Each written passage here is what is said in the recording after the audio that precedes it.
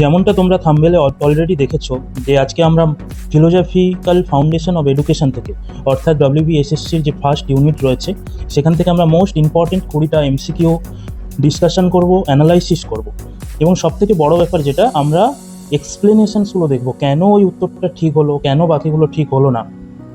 তো মূলত philosophical foundations of এডুকেশনের যে ফার্স্ট সাব ইউনিট রয়েছে, concept and aims of education, methods of teaching and role of teachers in the light of idealism, naturalism, pragmatism and Marxism, প্রত্যেকটা question আমরা by ল্যাঙ্গুয়েজে দেখব, অর্থাৎ বাংলা এবং ইংলিশ দুটোতেই আমি রেখেছি। এক্সপ্লেনেশনগুলো আমি দুটো ল্যাঙ্গুয়েজেই দিয়েছি, তাই তোমাদের কোনো অসুবিধা হবে না।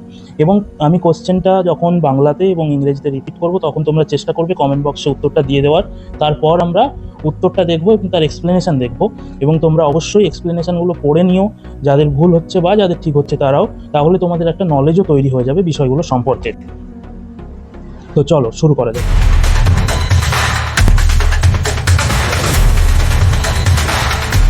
প্রত্যেককে এডুইডেন্সে আবারও স্বাগত জানাই। মোস্ট ইম্পর্টেন্ট 20টা কোশ্চেন ডিসকাশন সেশনে, আশা করি তোমরা উপকৃত হবে। তো প্রথম প্রশ্ন, ভাববাদী দর্শনের ধারণাটি কোন দার্শনিক তত্ত্বের সাথে সর্বাধিক সামঞ্জস্যপূর্ণ? জ্ঞানতত্ত্ব, অধিবিদ্যা, মূল্যতত্ত্ব, নীতিবিদ্যা।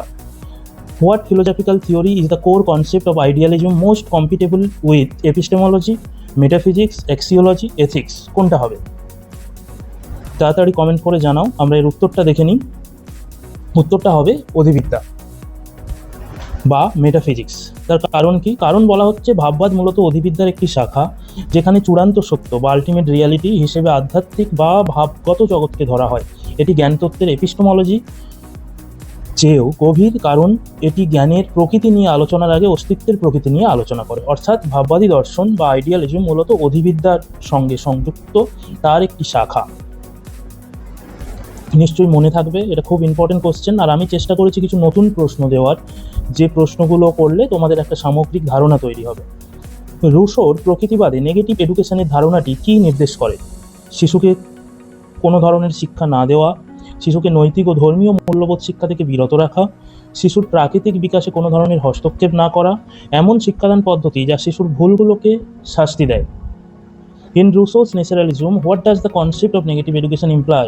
Not providing any form of education to the child, refraining from teaching moral and religious values to the child, not interfering with the child's natural development, and educational method that punishes the child's mistakes. সঠিক উত্তর কী হবে তোমরা অ্যান্সারে জানাও। সঠিক উত্তর হবে শিশুর প্রাকৃতিক বিকাশে কোনো ধরনের হস্তক্ষেপ না করা। তার কারণ কি? রুশোর নেগেটিভ এডুকেশন মানে এই নয় যে শিশুকে কিছুই শেখানো হবে না, বরং এর অর্থ হলো শিশুর প্রাকৃতিক বিকাশে কৃত্রিম বা বাহ্যিক কোনো হস্তক্ষেপ করা হবে না।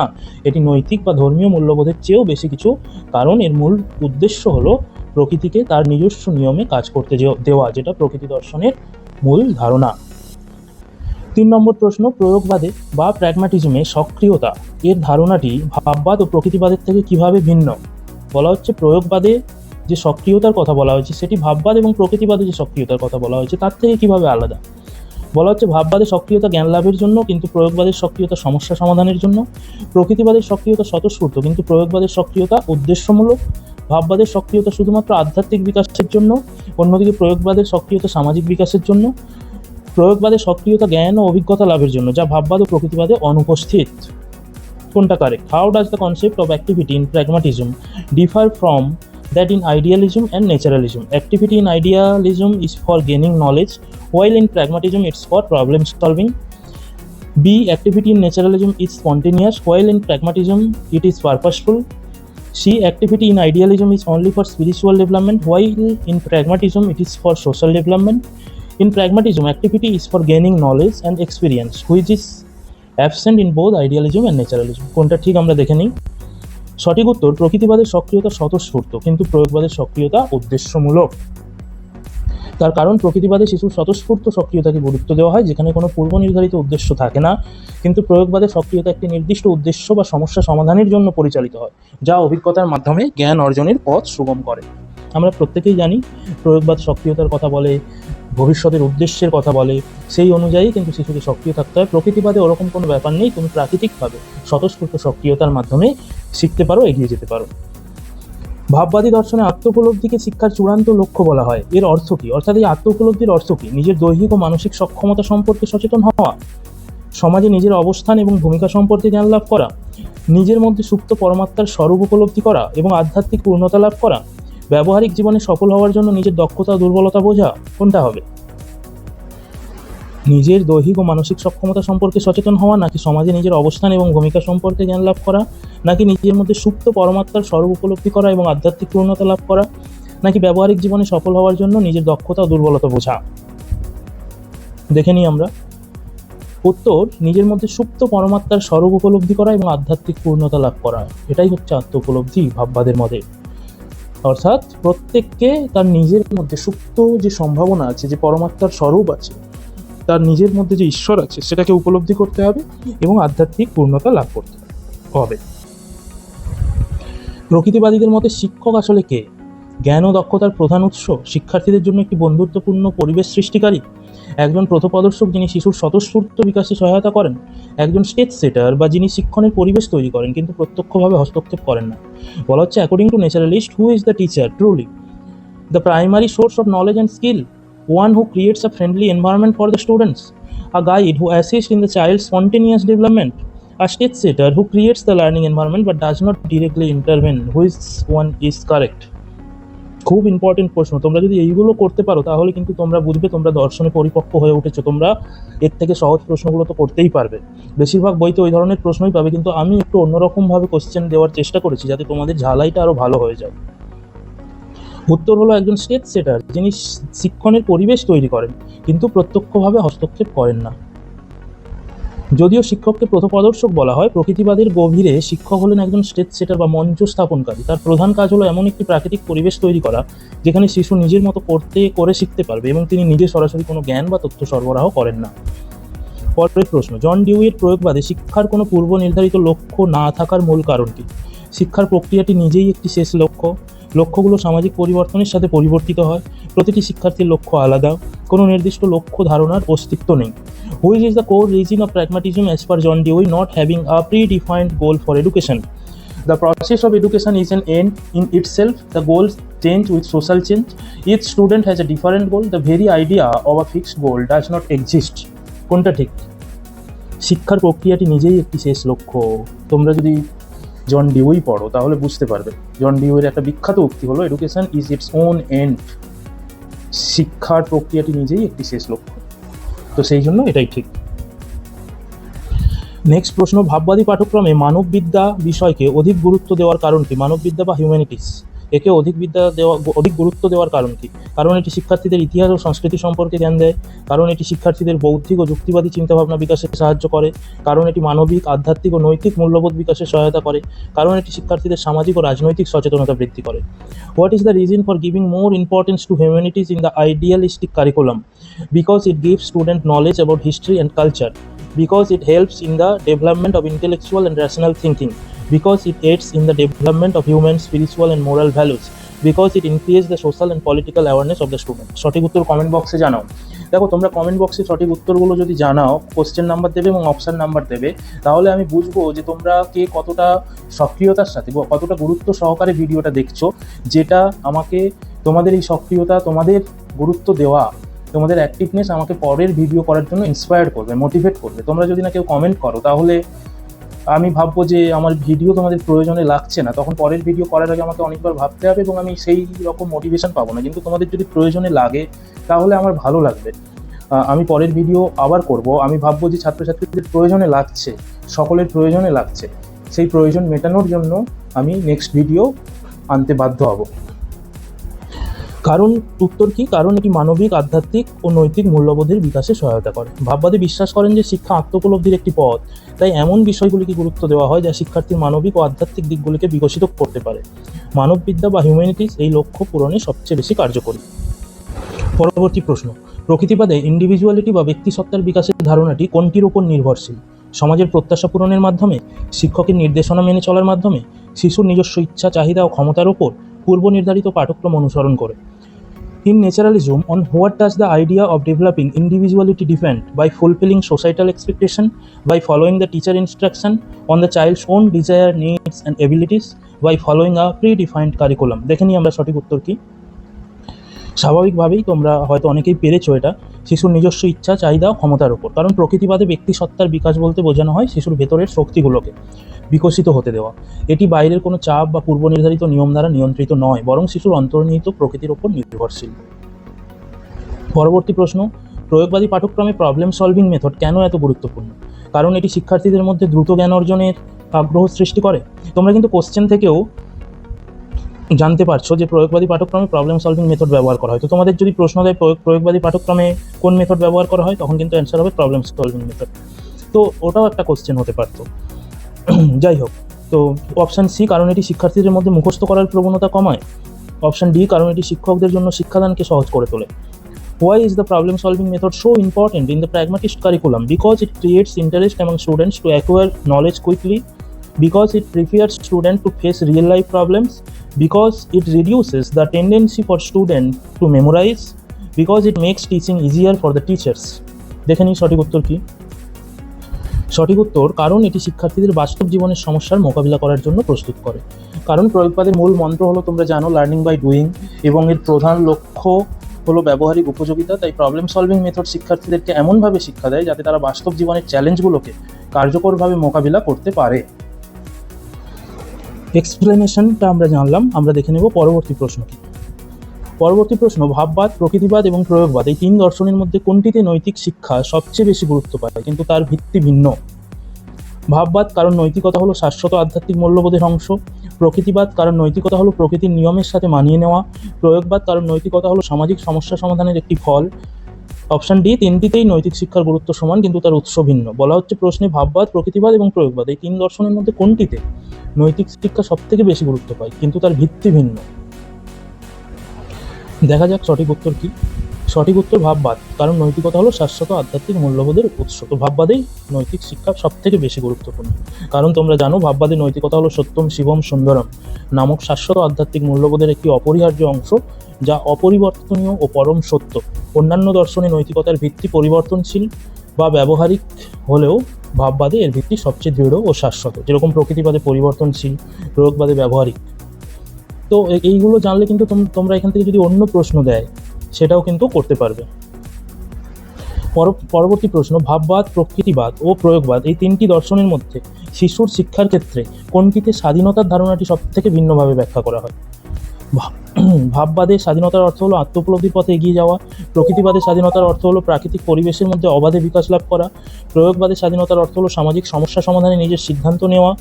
ডি, তিনটি দর্শনের মধ্যে স্বাধীনতার ধারণাটি একই, শুধুমাত্র প্রয়োগের ক্ষেত্র আলাদা। কোনটা হবে? উত্তর হচ্ছে প্রকৃতিবাদে স্বাধীনতার অর্থ হলো প্রাকৃতিক পরিবেশের মধ্যে অবাধে বিকাশ লাভ করা। তার কারণ প্রকৃতিবাদে স্বাধীনতার ধারণাটি সবথেকে চরম। এখানে শিশুকে সম্পূর্ণরূপে প্রকৃতি ও তার নিজের ইচ্ছার উপর ছেড়ে দেওয়া হয়, যা অন্য দুটি দর্শনে দেখা যায় না। ভাববাদে স্বাধীনতা আধ্যাত্মিক নিয়মের সাথে সম্পর্কিত এবং প্রয়োগবাদে স্বাধীনতা সামাজিক দায়িত্বের সাথে সম্পর্কিত। 12, education is the manifestation of perfection already in men. বিবেকানন্দের এই উক্তিটি কোন দার্শনিক মতবাদের সাথে সর্বাধিক ঘনিষ্ঠভাবে সম্পর্কিত? প্রকৃতিবাদ, কারণ এটি শিশুর অন্তর্নিহিত ক্ষমতাকে গুরুত্ব দেয়। ভাববাদ, কারণ এটি মানুষের মধ্যে সুপ্ত আধ্যাত্মিক সত্তার বিকাশে জোর দেয়।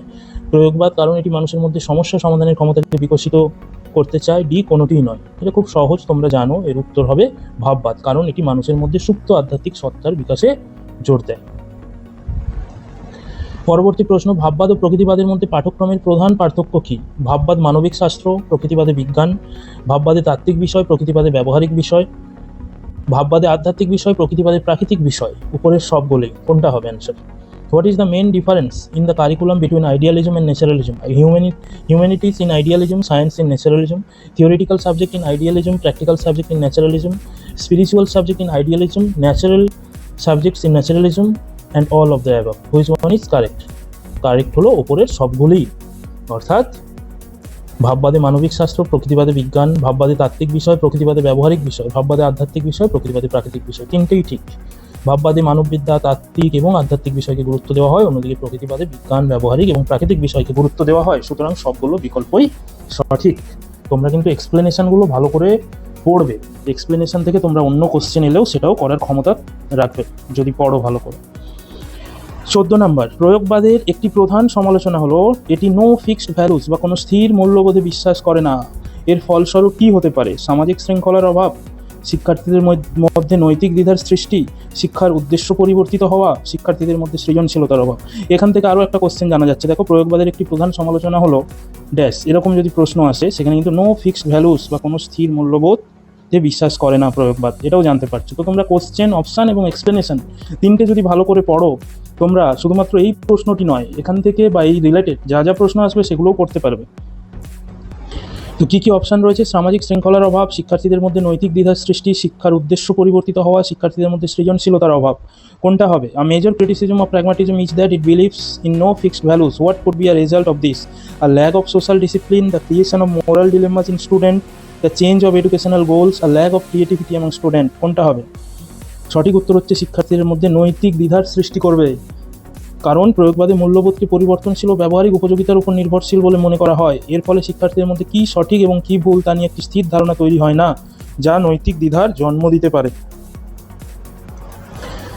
15, রুশো এবং জন ডিউই এর মধ্যে কোন শিক্ষাগত ধারণায় সবথেকে বেশি মিল দেখা যায়? রুশো এবং জন ডিউই এর মধ্যে কোন শিক্ষাগত ধারণায় সবথেকে বেশি মিল দেখা যায়?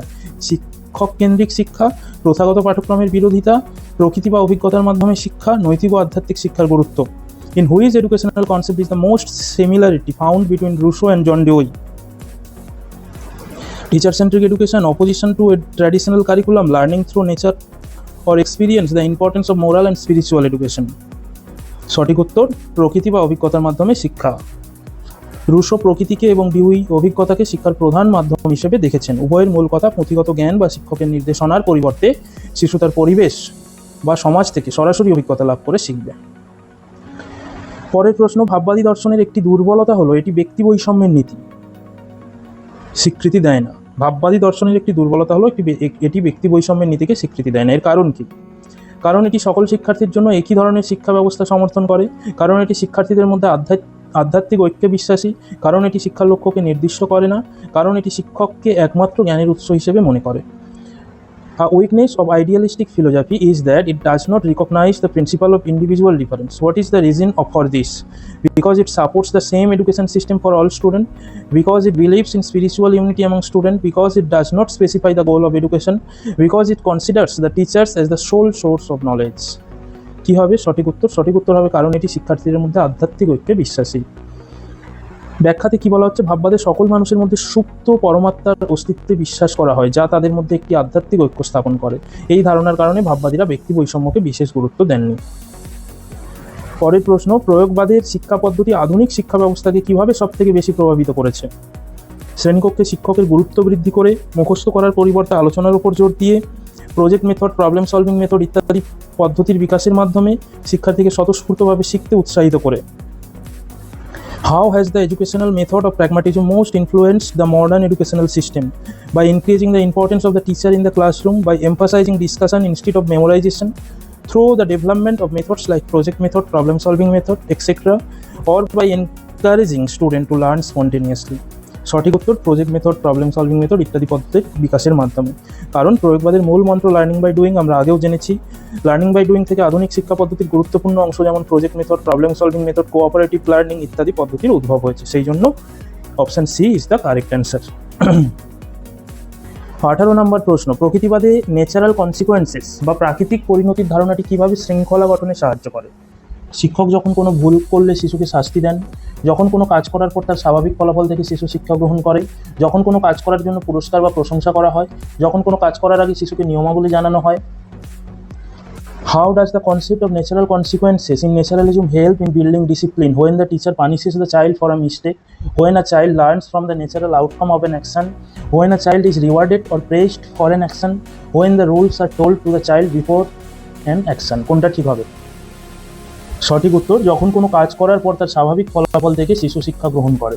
প্রকৃতিবাদে বাহ্যিক শাস্তির কোনো স্থান নেই, এখানে শৃঙ্খলা আসে কাজের স্বাভাবিক পরিণতি থেকে। যেমন যদি কোনো শিশু আগুন নিয়ে খেলা করে, হাত পুড়িয়ে ফেলে, তবে সে এই অভিজ্ঞতা থেকে শিখবে এবং ভবিষ্যতে আর এমন করবে না। তাই এই উত্তরটা সঠিক। পরবর্তী প্রশ্ন, education is not a preparation for life, it is life itself. এই উক্তিটি কোন দার্শনিকের? Option A Plato, B Rousseau, C John Dewey, D Vivekananda. একটু আগেই আমরা পড়লাম। Education is not a preparation for life, it is life itself. Whose statement is this? Plato, Rousseau, John Dewey, Vivekananda. খুব সোজা, তোমরা প্রত্যেকেই জানো জন ডিউই। এই উক্তিটি প্রয়োগবাদী দার্শনিক জন ডিউইয়ের এটি প্রয়োগবাদের মূল ভিত্তি, যেখানে শিক্ষা একটি চলমান প্রক্রিয়া এবং জীবনের অবিচ্ছেদ্য অংশ হিসেবে বিবেচিত হয়, ভবিষ্যতের জন্য কোনো প্রস্তুতি হিসেবে নয়। লাস্ট প্রশ্ন of today's question answer discussion. ভাববাদী শিক্ষকের ভূমিকা সর্বাধিক গুরুত্বপূর্ণ, কারণ তিনি কি শিক্ষার্থীর প্রাকৃতিক বিকাশে সহায়তা করেন, শিক্ষার্থীর কাছে জ্ঞান ও আদর্শের মূর্তরূপ, সামাজিক পরিবর্তনের একজন সহায়ক, শিক্ষার্থীর আত্মশিক্ষার জন্য একটি পরিবেশ তৈরি করেন। কোনটা ঠিক? The teacher role is most important in idealism because he is what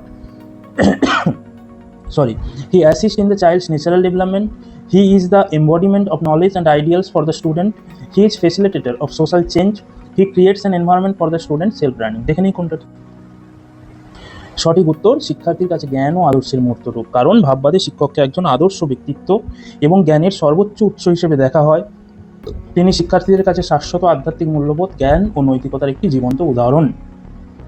তো তোমরা প্রত্যেকটা প্রশ্ন পড়বে, ভালো করে অপশানগুলো পড়বে এবং এক্সপ্লেনেশনগুলো ভালো করে পড়বে, প্রয়োজনে পজ করে করে দেখবে, পড়বে, প্রয়োজনে খাতায় নোট করে নেবে, এবং এখান থেকে আরও অন্য অনেক প্রশ্ন আসতে পারে, সেইগুলো কিন্তু তোমরা এক্সপ্লেনেশন পড়লে বা কোশ্চেনগুলো পড়লে সলভ করতে পারবে।